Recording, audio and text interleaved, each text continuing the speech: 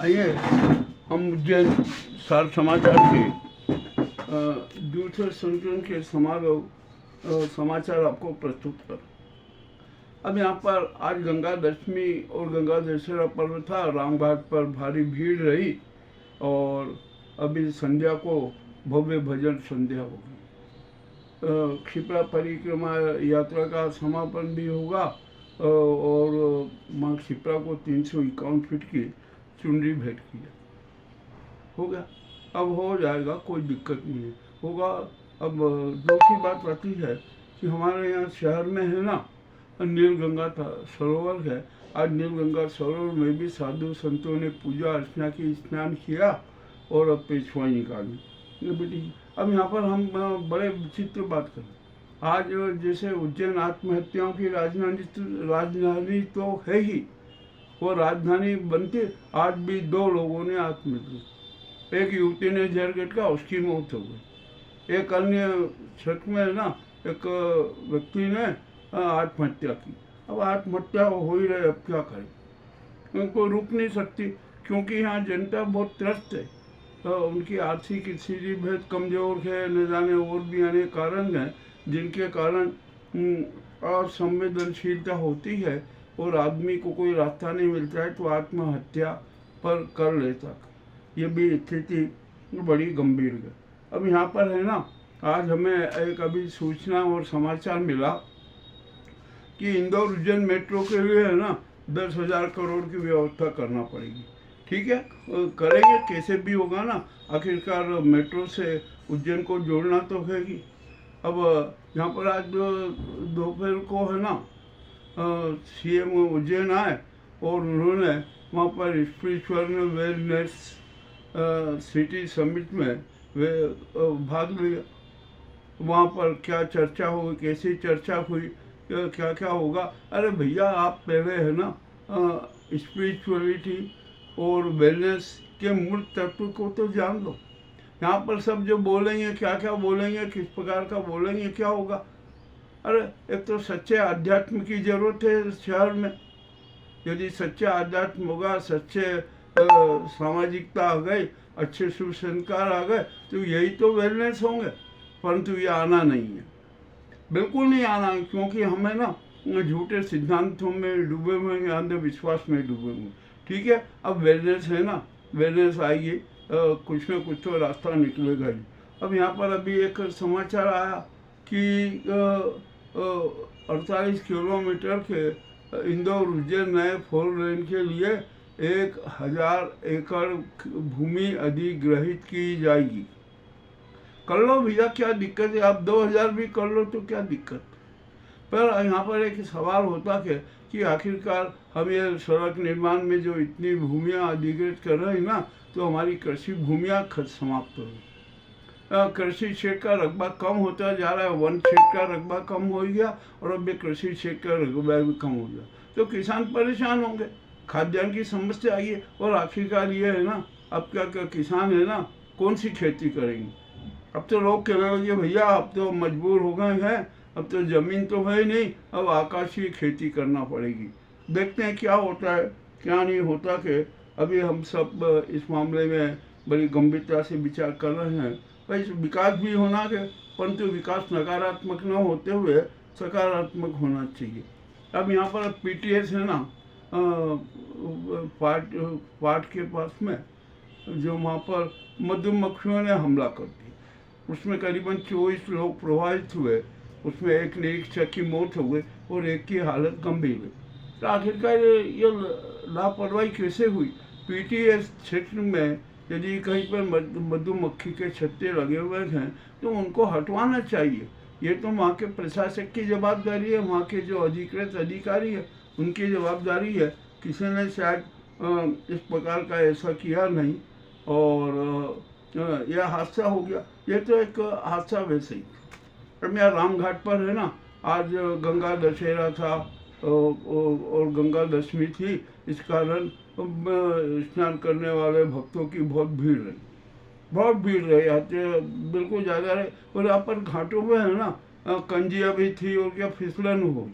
तो इससे एक श्रद्धालु महिला गिर कर घायल हुई। अब यह कंजी भी होती ही है, अब इसमें कोई क्या करे। ठीक है, जो है साफ करना चाहिए, परंतु ये हिसाब संभव है नहीं। और यहाँ पर क्षिप्रा परिक्रमा यात्रा का समापन भी हुआ। अभी शाम को भव्य भजन संध्या होगी, होना चाहिए, होगी। और स्वास्थ्य को जो मेहुल करके हैं वे अपनी प्रस्तुति देंगी। चलिए ठीक है। अब यहाँ पर हम दूसरी बात पर आते हैं कि यहाँ पर शहर में अनेक स्थानों पर विवाद होते हैं, व्यक्तिगत विवाद से स्वार्थी विवाद होते हैं और जिनमें खूनी संघर्ष होता है। तो शहर में इस प्रकार के अनेक है ना, आज हमें विवाद देखने को मिले। अब सबके विवाद की क्या हमें बताएं, समझ में नहीं आता कि क्या करें क्या नहीं करें। और शहर में है ना यातायात अराजकता तो चरम पर, जिसकी कोई सीमा नहीं, और शायद ये सुधरना भी नहीं है। अब तो ये अराजकता है ना शहर की संस्कृति बन गई है। ठीक है, जो जनता है ना सहन कर रही है, सहन करती ही रही है। अब यहाँ पर है ना पेयजल संकट भी गहराता जा रहा है, किंतु उसके लिए कोई समाधान नहीं। मटमेला पानी आ रहा है, बदबूदार आ रहा है, और अनेक प्रकार के जो प्रदूषण पानी में मिल रहे हैं ना, तो ये स्थिति भी अच्छी नहीं है। अब यहाँ पर है ना आज अभी संध्या को दोपहर करीबन 3:30 पर अचानक वर्षा हुई। उमस बहुत थी और लग ही रहा था कि किसी भी हालत में आज पानी गिरेगा, और वर्षा हुई, हल्की वर्षा हुई। परंतु हल्की वर्षा में भी जल भराव हो गया। अरे मामूली सी वर्षा में जल भराव हो गया, सड़कें तालाब बन जाए, तो इस स्थिति को हम क्या कहेंगे, वो लोग कैसे इसको से निपटेंगे। अब यहाँ पर आज अब कोरोना का है ना संक्रमण फैलता जा रहा है। कोरोना संक्रमित तो क्या स्कोर करीबन 4500 से 4800 हो चुका है, मौतें भी हो रही हैं। और जो छुपे हुए संक्रमित है ना उनकी संख्या कितनी है उसका कोई नहीं। अब जो केंद्र सरकार ने है ना प्रदेश सरकारों को आदेश दिया था कि कोरोना के खिलाफ आज मॉक ड्रिल की जाए, ये की जाए, मगर कहीं कुछ भी नहीं हुआ। मतलब हमारे उज्जैन शहर में तो कोई हुआ नहीं, दिखा ही नहीं। अब क्या बताएं और किससे कहें कि ये क्या होगा क्या नहीं होगा। अब जो चल रहा है ना ये तो चलता ही रहेगा क्रम। आखिरकार उज्जैन है ना अराजकता का बहुआमी अराजकता का अजायब फर्क है। यहाँ पर अनेक अनेक प्रकार की गलत प्रथाएं नज़र आती है, अतिक्रमण नज़र आता है, लूट नज़र आती है, डकैती नज़र आती है, घोटाले नज़र आते हैं। यहाँ पर जो गुंडा तत्व है उनकी सक्रियता नज़र आती है, उनमें उन्माद है। चोर और चोर गैंग भी अब तो सक्रिय। आज एक शख्स में ही 4-5 घरों पर चोरों ने धावा बोला। अरे सब क्या हो रहा कुछ समझ में नहीं आ रहा। पुलिस बेहोश है, पुलिस तो तनाव में रहती है। वो तो कहती है ठीक है जैसा दिन निकले वो अच्छा, चाहे अपराध हो ना हो उसके लिए कोई अंतर नहीं पड़ता, वो तो तनाव में रहती है। और पुलिस का तनाव भी कम होना चाहिए, ये भी अनिवार्यता है, किंतु ऐसा हो नहीं पा रहा। अब यहाँ पर मैं आपको बहुत मज़ेदार बात बताता हूँ। हमारे यहाँ पर उपचार सेवा के नाम पर भयंकर लूट मची हुई है। यहाँ न जाने कितने कितने अस्पताल सक्रिय हैं, अनेक प्रकार के यहाँ पर अस्पतालों की हमने देखी है सूची, बड़ी लंबी सूची। अब यहाँ पर सवाल उठता है कि इन पर निगरानी कौन करता और क्यों नहीं की जाती है। यहाँ पर मन माने ढंग से लूटा जाता है, चाहे जितने बिल दिए जाते हैं ये सब होता है। आज मुझे एक समाचार मिला, तो हम यहाँ के स्वास्थ्य अधिकारी हैं ना, हम उनसे एक बात पूछना चाहते हैं। और वो बात पूछना चाहते हैं कि हमारे उज्जैन शहर और उज्जैन जिले में कितने अपंजीकृत अस्पताल सक्रिय हैं, उनमें उपचार हो रहा है, इसकी आप जानकारी अवश्य दें। किंतु वो भी है ना कुछ जानकारी देने में हिचक रहे कि शायद नहीं दे सकते, कुछ कारण होगा नहीं देने का, कहीं ना कहीं तो कुछ है ना।